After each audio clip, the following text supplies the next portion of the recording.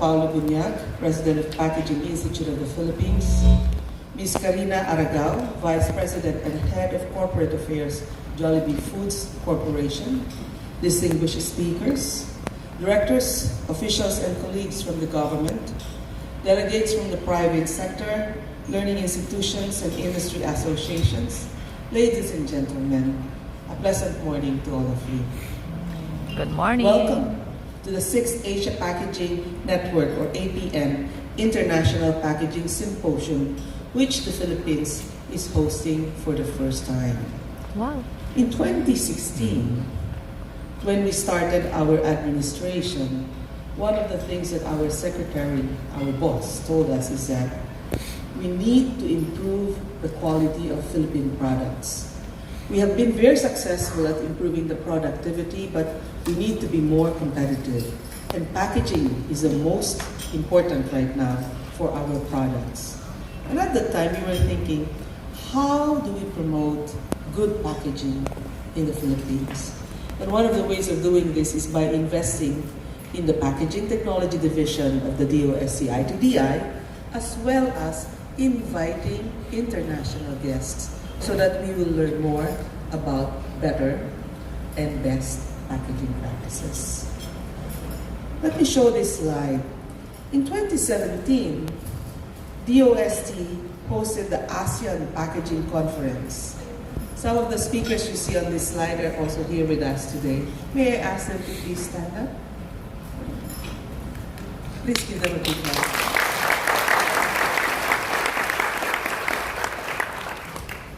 That packaging conference was very successful in terms of quality and relevance of papers presented and the number of attendees. In terms of outcome, the MSMEs that attended the ASEAN Packaging Conference realized that packaging is not just a container, but a powerful tool in all aspects of making their businesses successful. They understand the need to develop and improve the packaging technology, design, and branding of their products to be competitive in the market. The MSMEs also realized the importance of conformance to regulations such as mandatory labeling requirements of each country and safety standards in trading relationships with other countries. For our Packaging Technology Division, the holding of the ASEAN Packaging Conference, the first in ASEAN, is an affirmation of the expanding network of partners in the field of packaging for both local and international. This has also opened doors, new doors, for PTD to work in other areas of packaging research, testing, and design to satisfy the needs of its customers and to be at par with other countries. Overall, we have learned so much from the ASEAN packaging in 2017.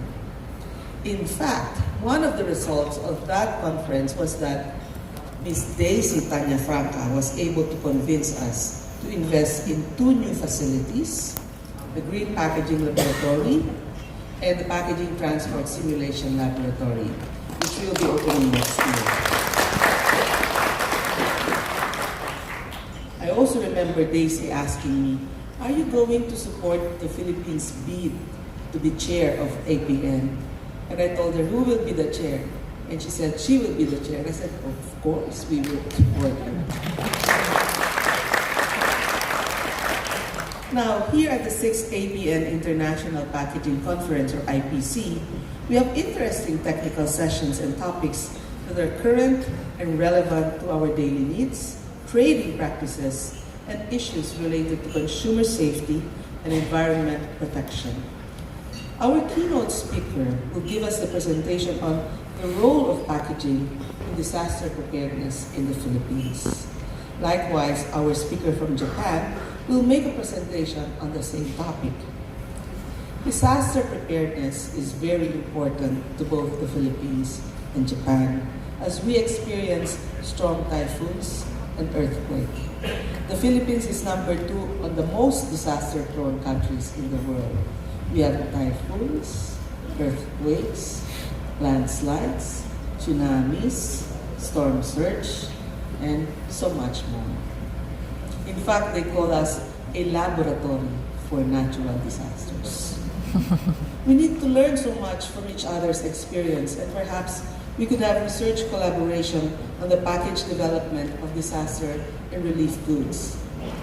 Technical sessions on packaging innovation, development, and sustainability will include new developments on packaging materials, cellulose-based and biodegradable materials in the context of the United Nations Sustainable Development Goals, or SDGs. We will also have presentations from the plastic industry. We should hear why plastic is important in terms of providing protection to the product, and why we should not only look at plastic at the end of its life cycle or disposal. The critical role of packaging in terms of food security and reducing spoilage and damage while in transit will also be presented in the symposium. I remember distinctly last year, Dr. Roll I always remember, she said, if you put tomatoes in bins rather than in sacks, you will reduce the losses by 80%. And I always tell this to many of our colleagues in the farming industry, and I think it is gaining ground among our farmers. APN is a network of researchers in packaging-related universities and research institutions in Asia. May I request our participants from the universities to please stand up. Let's give them a big hand. Thank you. APN was formally established in 2013, and its first meeting was held in South Korea. Other countries have also hosted APN, such as China, Indonesia, and Thailand. With its current members of 10 research institutions, we look forward to having more exchange of information, research collaboration, and cooperation in Asia.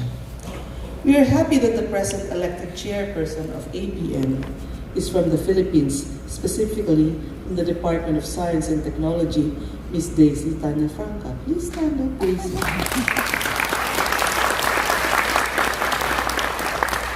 We are committed to support APN for joint packaging research collaboration, training, sharing of knowledge, and in promoting packaging education.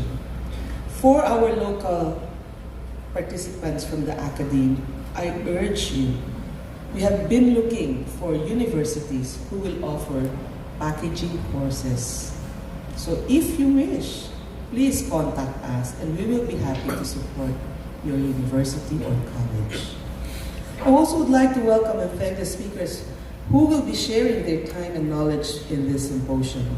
We have speakers from as far as Denmark and the USA.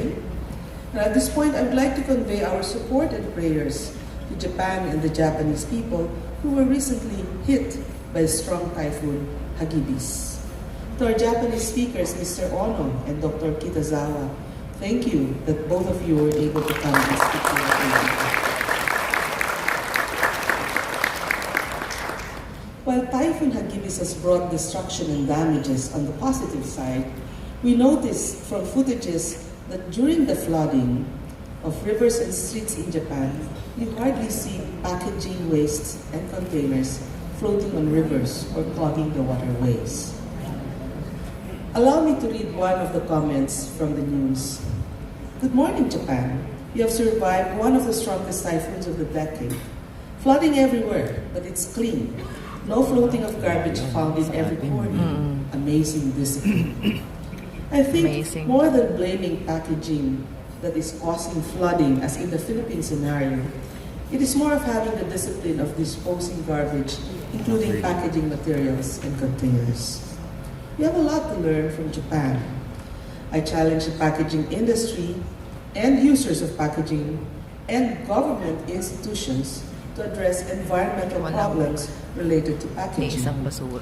Maybe the solution is not blaming plastics, but practicing the 3 R's in packaging: reduce, reuse, and recycle.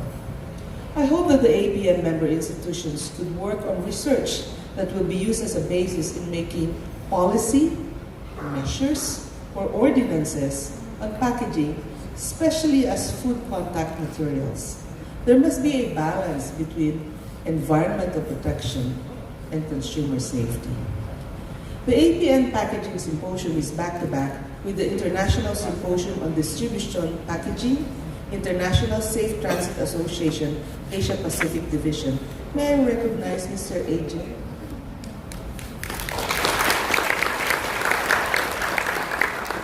I would like to welcome our 3 speakers from the USA. I heard that aside from you, there are also other APN speakers who are visiting the Philippines for the first time. Have fun and enjoy your short visit in our country. To all the participants, the Packaging Symposium is a very good opportunity for you to learn and be updated on the latest about packaging and make connection with packaging experts and professionals.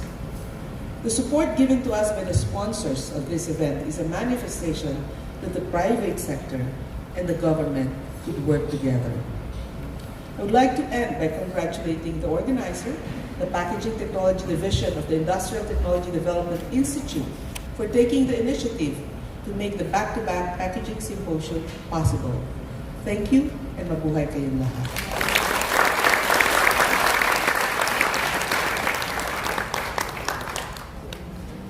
Start out by giving a huge thank you to Daisy Tanafranca, the DOST, the Packaging Technology Division, for organizing, hosting, and allowing the ISTA Asia Pacific Symposium to be a part of the APN event this week.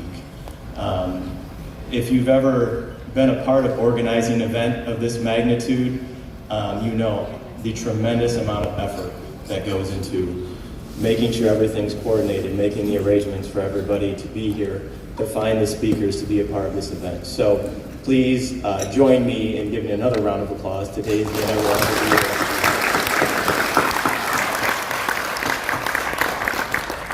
This is the first time in the Philippines for me, I think my colleagues as well, and the first event in the Philippines that the International Safe Transit Association has ever been a part of, and we're very excited about that. By a show of hands, who here is familiar with the International Safe Transit Association? Not too many, which means this is an excellent opportunity for us to come here and have the event this week. For those that don't know who the International Safe Transit Association is, our mission is to empower organizations and their people to minimize product damage in transit and optimize resources through effective package design. Okay, and one of the ways that we do that is through educational symposiums like this. This year we've already done events in Europe, we've had symposiums in North America, we've had symposiums in China, and now we're again excited to be here in the Philippines. And the people at each one of these events change, the languages change, the speakers change, but we see a lot of commonality from continent to continent, right? I think what we're seeing all across the world right now is that supply chains are changing, consumers are changing, generations are changing, and the demands on packaging are changing. Probably at a faster pace than we've ever seen before. And as a result of that, events like this become even more important, because if we want to keep up with demands of consumers, of the environment, of governments, we need to learn from one another, and we need to network, and we need to exchange knowledge. So, I hope everybody takes advantage of this opportunity to learn, connect with people that you haven't met. I know I'm excited to meet all of you that I haven't met before. Exchange cards, exchange contacts, because we're only here for 3 days, all right? But we need to stay in contact, and we need to continue to learn from one another well beyond this event. We've got one day that focuses on the ISTA Symposium and distribution packaging. But I think as society evolves, right, and as we see e-commerce and a lot of the things that we'll talk about on Thursday emerge, all of the presentations that we see starting today through Thursday become more and more connected, right? And these probably preconceived conceptions of packaging the primary package, a secondary package, a transit package, those lines continue to blur. So, I'm very excited to hear what everybody has to say. Thank you to all of the speakers for being here this week. Thank you again to all of the sponsors for assisting us with the event. And thank you for all the attendees for coming to learn. And with that, I guess I'll keep the program moving along here, but thank you.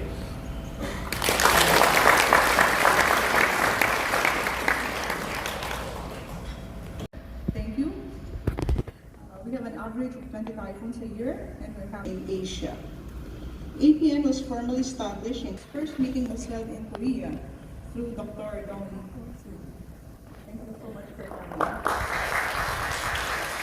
The objectives of APN are primarily to promote academic programs related to packaging, collaborate on packaging research, and sharing of research experiences, and support the industries, the public, the government authorities on relevant data and information related to packaging.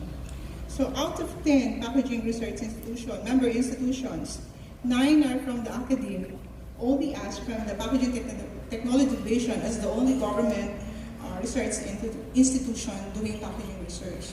So hopefully we could still expand, and we are expanding our membership with new interest to becoming members from Sri Lanka and India. Hopefully we will have also more from the Philippines, from the academic institution. Currently, the APN main activities include holding a packaging symposium like this one, and exchange programs such as inviting experts from member institutions.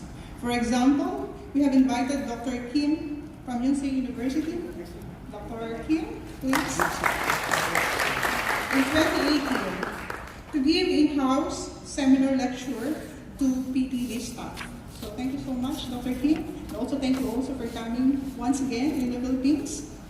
In our board meeting this afternoon, 2 items that we will discuss are formulate collaborative research programs among member institutions, like on grain packaging technology and intelligent packaging, and formulate training programs to include packaging testing.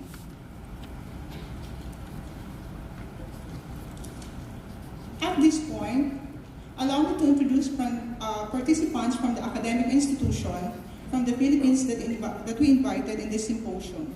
So I have 2 objectives of inviting them. One is to expose them in the field of packaging, and second is to create interest to becoming a member of the network of academic institutions that PTD will organize. PTD is now ready to take the challenge of the DOST, especially Dusit Guevara, to capacitate the academic institutions in the field of packaging. In 2006, PTD was one of the founding members that drafted the curriculum for BS Packaging Engineering at the Central Philippine University, which is today represented by Engineer Bernie Cangrejo. Where is Bernie? From CPU.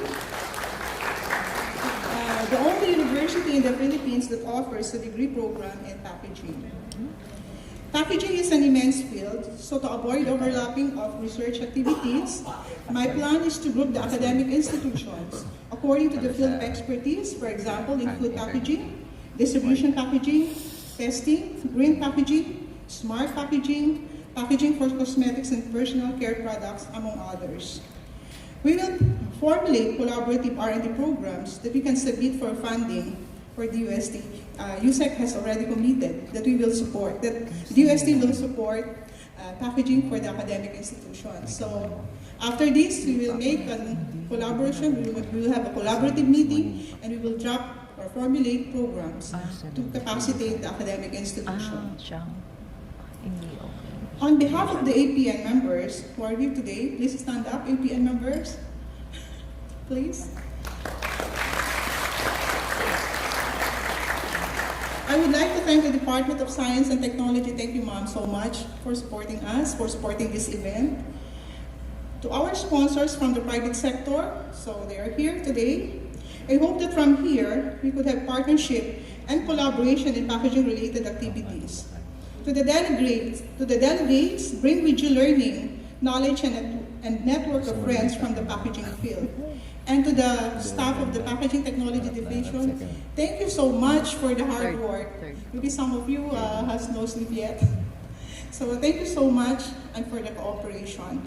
So thank you, Lord. Thank you so much.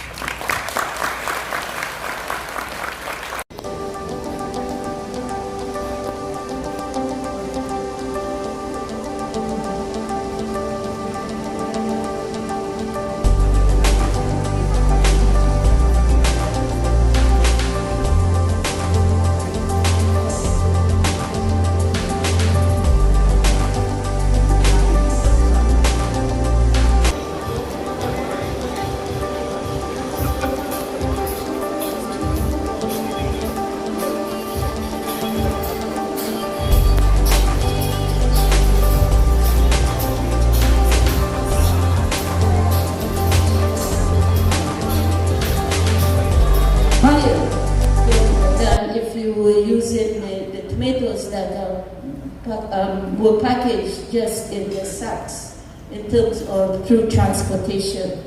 So clearly you can see that by improving the transport system and the packaging systems for the tomatoes, you do come out with a much better quality, which turns over into a greater economic benefit. And I think you get winners for all along the supply chain, because a lot of the analysis that was done shows that the quality with the improved post-harvest handling results in the producer receiving a better price. Supply chains. As you can see, with the introduction of the plastic crate in the tomato supply chains, this was in Bangladesh, you get a 98% level of reduction loss for bananas, some 61% in Sri Lanka, cauliflower 60%, mandarin 40%, and the snap bean 60%.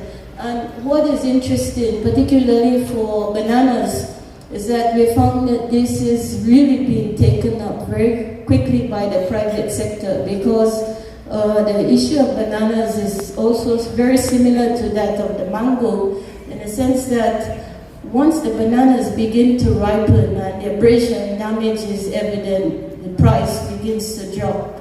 And so by inviting the private sector, the supermarkets, to participate in a lot of the training, you see that they immediately begin to develop the linkages, the market linkages are immediately fostered without any involvement of FAO, because right away they see the need, the benefit, and the interest, and that is creating market opportunities for the smallholders. A lot of the data and the information that is generated and collected in terms of the collaboration that we established is used to develop policy recommendations that we produce for governments to encourage them to scale up a lot of this work that is done. But we also documented for the people, the researchers and different types of stakeholders that are involved in the packaging sector. So in conclusion, harvest loss reduction practice, post-harvest handling, it contributes to increasing food availability, increasing small incomes for smallholders, increasing food supply and quality food supply, I should say, in local markets for consumers, minimizing environmental impacts with the appropriate trade-offs, because yes, we move from a lot of the single-use plastics that are increasingly being used by smallholders, but we have the trade-off of needing to use water in terms of washing and managing the crates.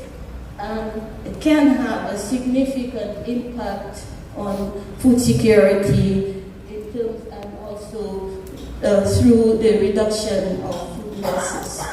Again, I want to acknowledge Dr. Esguerra and her team for the work that they have been doing with FAO in the framework of a partnership that has been developed. And I thank you for your attention.